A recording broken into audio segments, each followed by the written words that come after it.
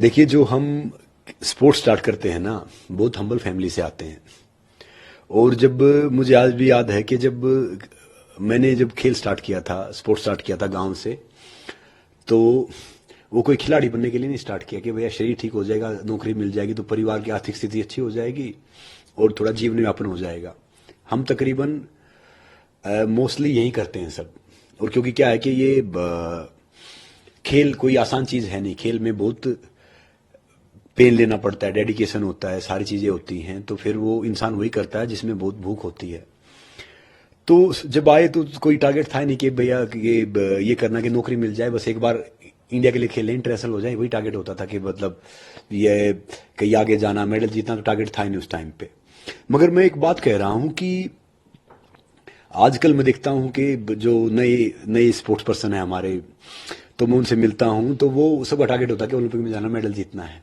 तो मैं सब मेरे जो एस्पायरिंग जो स्पोर्ट्स पर्सन है और जो मेरे कुलीग हैं, जो दूसरे भी हैं, मेरे भाई बहन हैं प्यारे छोटे, मैं एक बात कहना चाह रहा हूं कि जो स्पोर्ट्स में ना करियर है ना, खिलाड़ी करियर सिर्फ 3 से 5 साल का होता है, एमेच्योर।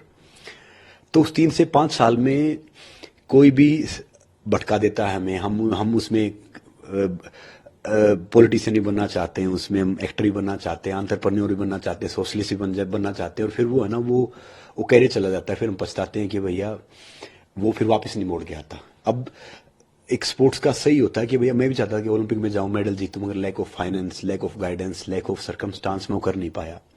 तो अब मैं यही कह रहा हूं कि मैं कोशिश करता हूं कि मैं ढेर सारे नए बच्चों का जरिया बनूं, क्योंकि क्या है कि वो अगर वहां जाएंगे, मेडल जीतेंगे, तो उनके साथ, देश के साथ मेरा सपना ही पूरा हो गया।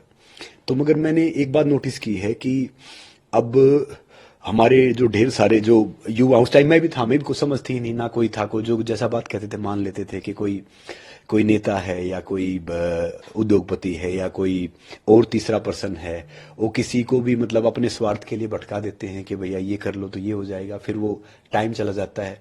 तो मैं मेरे सारे छोटे बहन भाइयों से, सारे खिलाड़ियों से हाथ जोड़ के आग्रह कर रहा हूँ, विनती कर रहा हूँ कि अपने करियर पे पूरा फोकस करें, देश के लिए खेले, देश के लिए मेडल जीते। देश है तो हम हैं।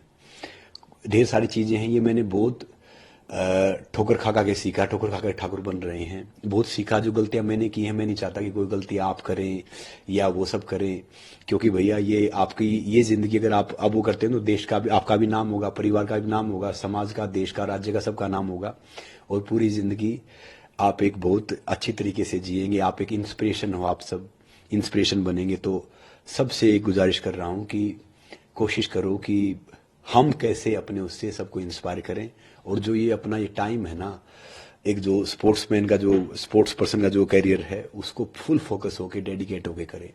और हम सभी को हर चीज में देश के लिए सोचना चाहिए। देश है तो हम, सरकारें आएंगी, सरकारें जाएंगी, बाकी चीज होगा, बाकी चीज चलती रहेगी, देश तो हमेशा रहेगा ना। माँ तो पहली माँ धरती माँ है ना, तो उसके लिए सोचो। और जिस भी आपका लक्ष्य इतना बड़ा होना चाहिए कि आपको छोटी मोटी चीज दिखाई नहीं देनी चाहिए।